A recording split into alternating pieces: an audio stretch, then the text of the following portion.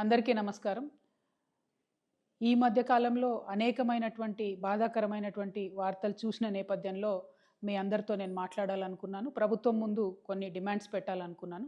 ప్రధానంగా స్వర్ణకార వృత్తిలో ఉన్నటువంటి అనేక మంది ఆత్మహత్యలకు సంబంధించినటువంటి అంశాలు ఈ మధ్య పత్రికలలో, టీవీ ఛానల్లో చూసి చాలా బాధపడుతూ వచ్చాము.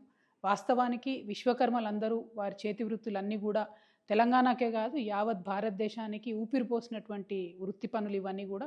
అవన్నీ నెమ్మదిగా కార్పొరేట్ సంస్థలు వచ్చిన తర్వాత మరి మరుగున పడుతూ వచ్చినటువంటి విషయం మనందరం కూడా గమనిస్తున్నాము.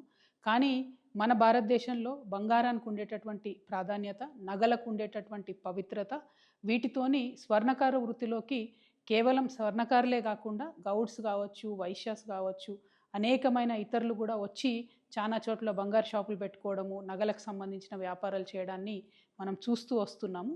అయితే పెద్ద పెద్ద సంస్థలు, మలబార్ లాంటి సంస్థలు, ఇంకోటి పెద్ద పెద్ద సంస్థలు వచ్చినటువంటి నేపథ్యంలో, రెడీమేడ్ షాపులు వచ్చినటువంటి నేపథ్యంలో స్వర్ణకారులకు వారి జీవనము నడవడమే ఇబ్బందిగా జరుగుతున్నటువంటి పరిస్థితిని కూడా మనం గమనిస్తున్నాం.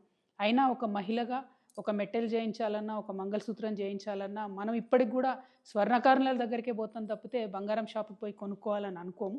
కాబట్టి ఇంత పవిత్రమైనటువంటి వృత్తి, ఆ వృత్తి చేసేటటువంటి వారందరినీ, వారి కుటుంబాలని కాపాడుకోవాల్సినటువంటి బాధ్యత మనందరి మీద కూడా ఉన్నది.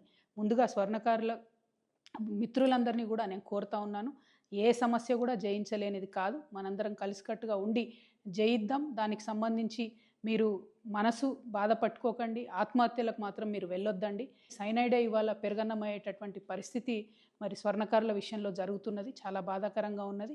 మీ అందరినీ నేను రిక్వెస్ట్ చేస్తూ ఉన్నాను. నేను ఎంపీగా ఉన్నప్పుడు మా నిజామాబాద్ జిల్లాలో ఈ యాక్ట్ 411 ఏదైతే ఉందో అది పెట్టకుండా దొంగ బంగారం కేసులో ఈ స్వర్ణకార వృత్తులు చేసేటటువంటి వాళ్ళను పోలీసులు ఇబ్బంది పెట్టకుండా నా వంతు ప్రయత్నం నేను ఆనాడు చేయడం జరిగింది. కానీ ఇవాళ ఇది రాష్ట్ర వ్యాప్తంగా చాలా పెద్ద ఎత్తున జరుగుతున్నది. ఈవెన్ ఏపీ, తెలంగాణ 2 రాష్ట్రాల్లో కూడా చాలా పెద్ద ఎత్తున ఈ సమస్య ఉన్నది. ఈ సమస్య పరిష్కారం అయ్యే విధంగా నేను ఇవాళ ఒక ఎమ్మెల్సీగా ఉన్న ఒక బాధ్యతాయుతమైనటువంటి సంస్థ జాగృతి నడుపుతున్నటువంటి వ్యక్తిగా, బీసీ ఉద్యమంలో మరి పోరాటం చేస్తున్నటువంటి ఒక వ్యక్తిగా మీ అందరికీ నేను అండగా ఈ యాక్ట్ 411 సవరించేంత వరకు కూడా పోరాటం చేస్తానని ఈ సందర్భంగా మీ అందరికీ తెలియజేస్తూ ఉన్నాను. మీరు మానసికంగా ధైర్యంగా ఉండండి. ఎట్ ద సేమ్ టైం నేను ప్రభుత్వాన్ని కూడా డిమాండ్ చేస్తూ ఉన్నాను, పోలీసులు తమ పని సులువు చేసుకోవడానికి దొంగ కన్నా ముఖ్యంగా వెళ్ళి స్వర్ణకారులను పట్టుకోవడం జరుగుతూ ఉన్నది. ఇది వారి ఆత్మగౌరవానికి సంబంధించినటువంటి అంశం, వారి కుటుంబ భద్రతకు సంబంధించినటువంటి అంశం. కాబట్టి పోలీసు వాళ్ళు చాలా సున్నితంగా ఈ వ్యవహారాన్ని డీల్ చేయాలని చెప్పి కూడా నేను కోరుతా ఉన్నాను. ఎట్ ద సేమ్ టైం మనం అభివృద్ధి కోసం కూడా చాలా ప్రయత్నం చేయాలి. కాంగ్రెస్ పార్టీ కామారెడ్డి డిక్లరేషన్లో వృత్తి పనిదారులందరికీ కూడా ప్రతి జిల్లా హెడ్ క్వార్టర్లో 5 ఎకరాల స్థలం ఇచ్చి షాపింగ్ మాల్స్ కట్టిస్తామని చెప్పడం జరిగింది. అట్లానే పర్టికులర్లీ స్వర్ణకారులకు సంబంధించి అనేకమైన స్కీమ్స్ ఇస్తామని చెప్పడం జరిగింది.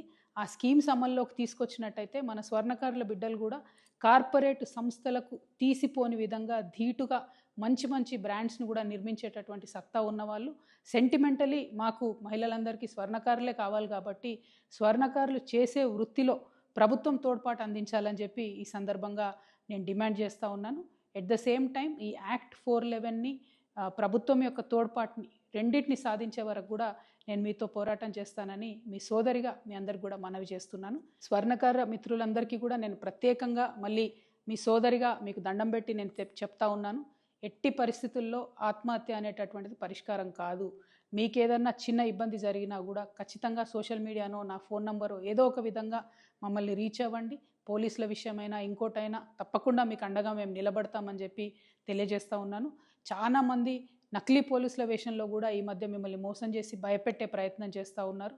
అటువంటి ట్రిక్స్కి పడిపోకుండా దయచేసి ఇమీడియట్గా పోలీసులకు కంప్లైంట్ చేయండి, లేకపోతే దగ్గర ఉన్నటువంటి నాయకులను అప్రోచ్ అవ్వండి. అల్టిమేట్గా ముందు మనం బతికుంటేనే పోరాటం చేయగలుగుతాం, ముందు మనం బతికుంటేనే మన బిడ్డలకు మంచి భవిష్యత్తు ఇవ్వగలుగుతాం. కాబట్టి ఆత్మహత్య వైపుగా వెళ్ళవద్దని చెప్పి స్వర్ణకార మిత్రులందరినీ కూడా నేను ప్రార్థన చేస్తాను. Thank you. జై తెలంగాణ.